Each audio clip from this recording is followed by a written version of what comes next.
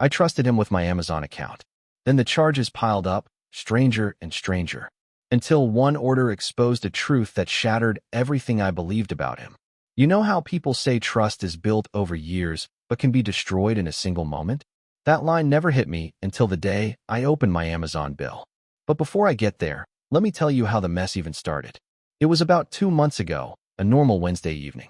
I had just gotten off work and was scrolling through my phone when my buddy Jason texted me. Jason and I go way back. High school, college, all the late-night drives and dumb decisions that make up a friendship. If I had to list people I trusted most, he was right at the top. We had covered for each other too many times to count. I once loaned him money when his car broke down. He helped me move apartments when I had no one else. Stuff like that adds up. So when he said he needed to order a couple things online and his own card was giving him trouble, it did not seem like a big deal. He told me it was urgent, something about a birthday gift for his niece. He sounded stressed, almost embarrassed. I brushed it off and told him, "No worries, man. Just use my Amazon." I typed my email and password into a text and hit send before I even thought twice. It felt harmless. After all, it was Jason. What could go wrong?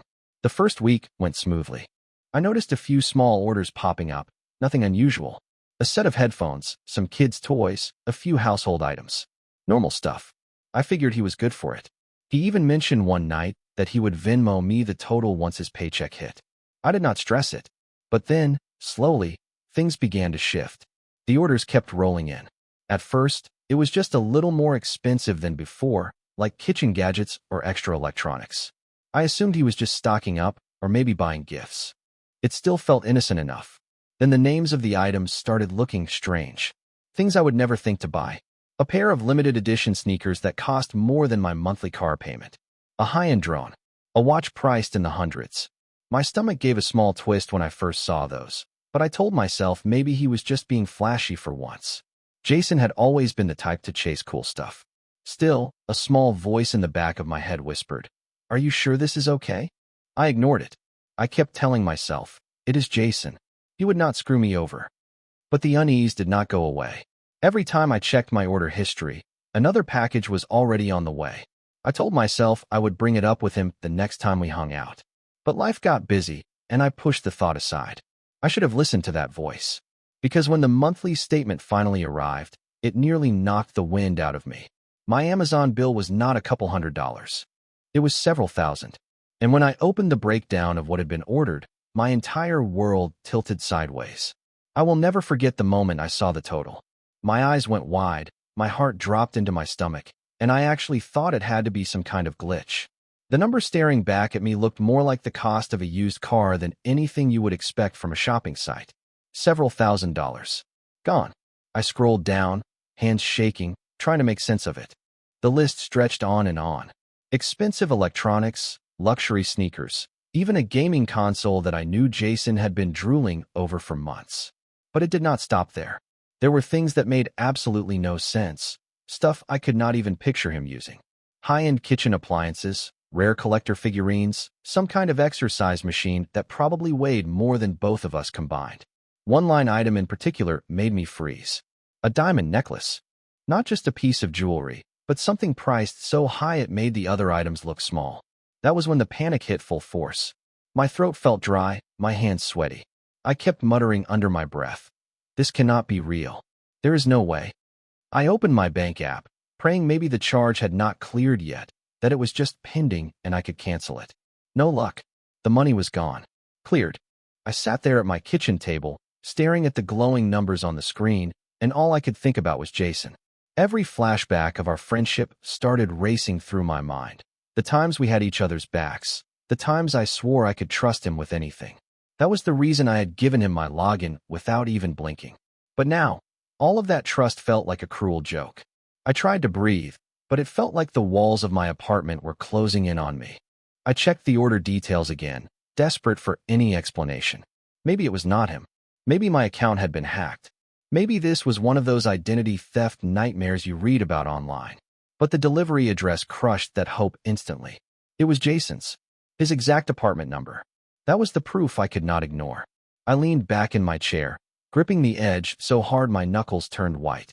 Betrayal has a certain weight to it, like a punch to the chest that keeps replaying in slow motion. I had trusted him with something simple, and he had bled me dry. The worst part? My phone buzzed right then. A text from Jason. Just 3 words. "Thanks again, bro." I stared at the screen, my whole body trembling, trying to decide whether to respond or not. My head was screaming at me to call him out right then and there, but another part of me whispered to wait, to get all the facts first. So I opened my laptop and started digging deeper into every single charge. And that was when I found something that made my skin crawl even worse than the necklace. The deeper I dug into that order history, the more twisted it became. At first, it was just expensive taste, things I could almost rationalize. But as I scrolled, the items started feeling off. There were bulk orders of random survival gear, tactical flashlights, water filters, portable stoves. Then came strange novelty items, a full-sized arcade machine, a replica medieval sword, and even a life-sized mannequin. Who buys a mannequin? My chest tightened as I stared at the screen, scrolling faster, trying to process it all. Each order came with that same delivery address. His address. Jason's apartment. I thought about the times we had hung out there, how small that one-bedroom place really was. Where was he even putting all of this? It made no sense. The more I thought about it, the worse it felt. This was not just about money anymore. It was about trust, about what kind of person my so-called best friend had turned into. I leaned back in my chair, the glow of the laptop screen casting long shadows in the room. My heart was pounding so loud I could hear it in my ears. The necklace had already been bad enough, but these other purchases, these bizarre, unnecessary things, felt like mockery. Like he was laughing at me while hitting by now. I tried to piece it together. Was he reselling this stuff? Showing off? Or was this just pure greed and recklessness? I opened my messages with him and scrolled up, rereading every conversation from the last month. Nothing seemed out of place. He had been acting normal, even thankful. Just last week he had told me, "I will square everything soon, promise." But now, looking at that screen, those words felt like poison. I pushed my chair back and started pacing the room. Every step I took felt heavier. A part of me wanted to drive straight to his apartment, pound on the door, and demand answers. But another part of me, maybe the more rational part, told me to wait, to think this through. That was when something clicked in my head. I remembered how he had once borrowed money from me years ago and swore he would pay it back within the week. It took nearly 6 months, and even then, I only got half of it. I had brushed it off back then, telling myself it was just Jason being Jason. But now, staring at thousands of dollars gone, those old memories felt like red flags I should have paid attention to. I stopped pacing, grabbed my phone, and pulled up my messages again. My thumb hovered over his contact. I could confront him right then. I could demand he explain himself. But before I could hit call, another notification popped up on my screen, an email from Amazon. It was a shipping confirmation for yet another order. And when I clicked it open, the item listed there made my stomach drop so hard I thought I might throw up. The email was short, just like every other order confirmation I had ever seen. But the item listed in bold letters nearly stopped my heart. It was not just another gadget or piece of jewelry. It was a high-end massage chair, the kind that costs more than some people's cars. Thousands of dollars. Just one single item. I sat there, staring at the screen, almost laughing at the absurdity of it. A massage chair. The guy could not even pay his own rent half the time, and now he was treating himself to luxury furniture on my dime. My mind started racing. How was I even supposed to explain this to my bank? To customer service? To anyone? It was not like my account had been hacked by some stranger. This was Jason, my best friend, the one person I had vouched for without hesitation. I thought back to every time he had leaned on me over the years. The nights I had picked him up when his car died. The weekends I had spent helping him patch up problems he had created. The endless excuses, the promises to make it up later. And like a fool, I had always believed him. I opened the shipping details. The chair had not just been ordered, it had already shipped. There was nothing I could do to stop it. I imagined it being delivered right to his front door, a giant box with my name on the receipt.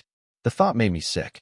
For a few minutes, I just sat in silence, the only sound in the room the hum of my fridge. My phone buzzed again. Another text from Jason. This time it said, "Man, you are a lifesaver. Could not have pulled this off without you." The words felt like nails in my chest. He was not even hiding it anymore. He knew exactly what he was doing. I felt the anger rising in me, hot and sharp. But beneath it, there was also this crushing weight of disappointment. How do you even begin to confront someone who has stabbed you in the back like this? What words could possibly match the size of that betrayal? I paced the kitchen, gripping my phone so tight my knuckles hurt. I thought about calling him, about driving over to his place, about anything that would give me some kind of control back. But then, another thought slipped in, one that made my stomach twist even more. If he had blown through this much money in just a few weeks, what else had he done that I had not discovered yet? I rushed back to my laptop, heart hammering, and opened up my credit card account. I scrolled through the transactions, scanning every line, every date, every dollar. At first, it was just Amazon charges. But then, further down the list, I saw something that froze me in place. It was not Amazon. It was something else. Something that proved Jason had gone even further than I thought. The first charge looked small enough, just $50 at a liquor store near Jason's apartment. I would not have thought twice about it if not for what came after. The next line showed a charge for $300 at a high-end restaurant downtown, the kind of place where reservations are booked weeks in advance. Then came another, $400 at a boutique clothing store. I scrolled faster, my pulse spiking with every line. It was not just Amazon anymore. He had been using my card directly. Somehow, he had gotten the details saved and started spending wherever he wanted. There was a charge for a hotel. Not a cheap roadside one either. A resort. 2 nights. Over $1,000. I sat there, staring at the screen, my mouth dry. A picture was forming in my head, and it was uglier than anything I had imagined. Jason was not just using me for stuff he wanted. He was living large, treating my account like his personal golden ticket. The anger inside me started mixing with something else, fear. Not the kind of fear where you worry about getting hurt, but the kind where you realize the damage has already been done and you might not be able to undo it. I thought back to all the times he had told me he was broke. The late-night calls about how he could not catch up on bills. The way he made me feel guilty if I hesitated to help. Now it all looked different. He was not drowning. He was exploiting me. And then, the ugliest thought of all. If he was willing to use my Amazon login, and then my card, what else had he taken? I pulled up my bank account. My hands were trembling so badly, I almost typed the password wrong. When the numbers finally appeared, my stomach dropped again. I was missing more than just what was on the Amazon bill and the card charges. Money had been pulled straight from my checking account. Transfers I never authorized. I clicked one of them open, desperate for details. The name attached to the transfer almost made me laugh from how surreal it was. Jason. He had literally wired money straight to himself. Bold, like he thought I would never notice. My phone buzzed again on the table, vibrating against the wood. I almost ignored it, but something told me to look. It was another message from Jason. This one was longer. He wrote, "Hey man, I know it looks like a lot, but do not freak out. I can explain everything." I stared at the message, my whole body rigid. He already knew. Somehow, he knew I had discovered it. And then, before I could even process that, my phone buzzed again. This time, it was not a text. It was him calling. The phone lit up with Jason's name, the screen glowing in the dim kitchen like a warning sign. My thumb hovered over the answer button.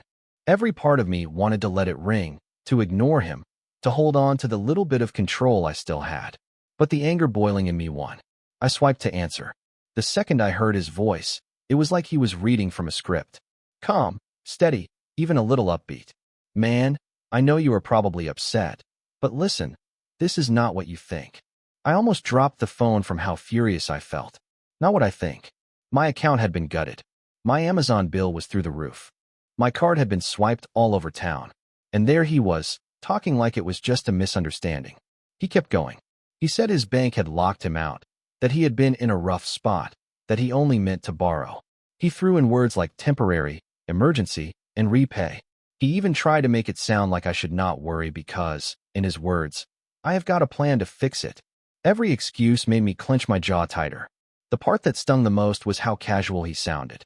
Like it was no different than asking to borrow a t-shirt. I cut him off. I told him I had seen everything. The necklace, the resort, the chair. I laid it all out, detail by detail, so he knew I was not guessing. For the first time, he stumbled. His voice cracked just a little when he said, "Okay, maybe I went too far. But you have to understand, I was under a lot of pressure. I needed to do something nice for myself for once. I deserved it." That line hit me harder than the charges themselves. He deserved it.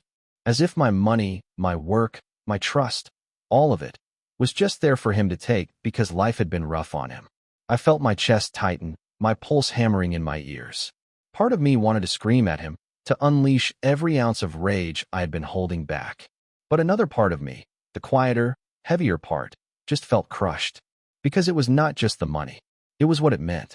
Years of friendship, years of believing he was the one person who would never cross me. And here we were. I told him flat out that this was theft, no matter how he tried to dress it up. He tried to laugh it off, saying, "Come on, do not make it sound so serious. We are friends. Friends do this for each other." Those words nearly made my hands shake the phone apart. Friends do this for each other. I wanted to end the call right then, but before I could, he dropped something that froze me in place. He said, "Look, if you go to the bank or the cops, you are going to regret it." His voice was calm when he said it, almost too calm. The silence after his words felt heavier than anything I had ever experienced. My grip on the phone tightened until my palm hurt. He had said it so smoothly, so casually, like he was not even worried. "If you go to the bank or the cops, you are going to regret it." I tried to steady my breathing, but my voice still came out sharp when I asked him what he meant. For the first time, he let a little edge creep into his tone. He said he had stuff on me, things I would not want out there. That caught me off guard. Stuff on me. He started listing things, weaving them together in this half-truth, half-lie kind of way. He reminded me about that time years ago when we got pulled over and he had been drinking, but I was the one who smoothed it over with the cop. He brought up the time I let him crash at my place when he was hiding from a landlord he owed money to, twisting it into me being involved in his mess. He even hinted at texts where I had vented about work, making it sound like I was trashing my boss. None of it was criminal, nothing that could actually ruin me legally, but it was just enough that if twisted the right way, it could wreck my reputation. He knew that. He was weaponizing moments from our past, memories I had thought were private between friends. The worst part was how smug he sounded while saying it, like he had been saving those little details all along, waiting for the day he could use them as leverage. My chest ached as the realization set in. Jason had not just stolen from me. He had been keeping score, building an arsenal of dirt he could pull out whenever it suited him. I swallowed hard, forcing myself not to yell. I told him straight that what he had done was theft, no matter how he wanted to spin it. He chuckled, low and cold, and said, "You can call it whatever you want, but just remember, sometimes it is better to stay quiet and let things slide." It was not just about the money anymore. It was about control. He was daring me to push back, knowing he had already crossed the line so far that the friendship itself was beyond saving. When the call finally ended, I just sat there in silence, staring at the wall. I felt drained, hollow. My best friend had turned into someone I barely recognized, someone who could rob me blind, then twist the knife by making threats. But as I sat there, letting it all sink in, another thought started to form. One that gave me a surge of clarity through the haze of anger. If Jason thought he had the upper hand, he was wrong. Because there was one detail he had not counted on, something I knew that he did not realize I remembered, something that could flip the whole situation upside down. As I sat there, his words echoing in my head, I kept replaying all the years of friendship, all the little moments where Jason leaned on me. And then it hit me, clear as day. There was something he had forgotten, something he had once begged me to keep quiet about. A few years back, Jason had worked at a tech shop. Nothing glamorous, just a local store where he fixed phones and laptops. But I remembered the night he showed up at my apartment looking pale, almost shaking. He told me he had messed up, that he had been caught copying customer files onto a thumb drive. He swore it was harmless, just him backing up, work to finish at home. But even back then, I knew it was not innocent.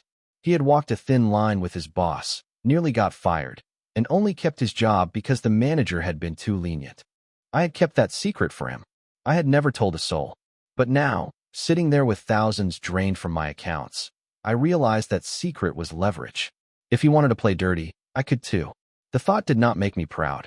It made me feel sick, honestly. I hated that I was even considering using it.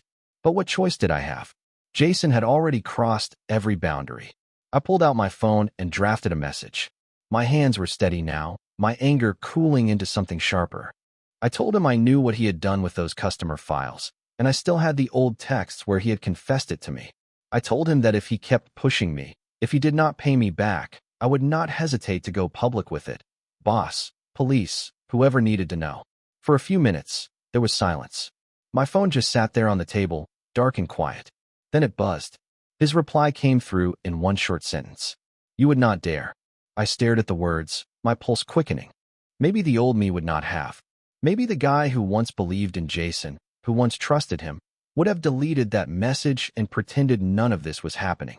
But that version of me was gone. I typed back, try me. Another silence followed.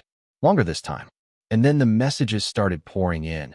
Excuses, half apologies, him swearing he could fix this if I just gave him more time. But buried in all those frantic words was something else. A slip. He admitted where the money had gone. Not just gadgets or resorts. Something bigger. Something that made my stomach twist in a way none of the other purchases had. At first, his texts blurred together in a flood of excuses. He said he was stressed, that he had been trying to find balance, that life had been hitting him too hard lately. But then, hidden in the middle of one frantic message, I saw it. A single line that froze me in place. He wrote, I had to cover what I owed them, or they would have come after me. Them. I read it 3 times just to be sure. He was not just wasting money on toys and vacations. He had been in debt, serious debt. Suddenly, the bizarre mix of purchases made more sense. The necklace, the chair, the resort. All of it could have been ways to liquidate, to resell, or maybe just ways to stall while he bought himself time. The survival gear, the strange bulk orders, they looked less like reckless shopping and more like paranoia. He had not just been stealing. He had been scrambling. I fired back a message, demanding to know who they were. This time, he did not dance around it. He admitted he had been in with the wrong crowd, borrowing money from guys who did not exactly use banks or contracts. He had fallen behind, and they had started pressuring him. At first, it was calls. Then it was visits. He said they wanted repayment fast, with interest that grew by the week. Reading his words made my skin crawl. Not because I pitied him, though for a brief second, I almost did, but because I realized he had dragged me into something much bigger than stolen Amazon orders. He had used me as his shield, funneling my money into his problem while pretending it was harmless. I sat there in my apartment, the air feeling heavy, like the walls were closing in. Part of me wanted to believe this was his cry for help, that maybe he had not meant for it to spiral this far. But the other part, the louder part, knew better. He had chosen to lie. He had chosen to take. And now he was trying to make me feel like it was my responsibility to keep him safe. My hands trembled as I typed my reply. I told him this was the end, that he had 24 hours to return every cent or I was going to the bank, the police, and anyone else who could shut this down. There was a long pause before his response came through. Just 4 words this time. You will regret that.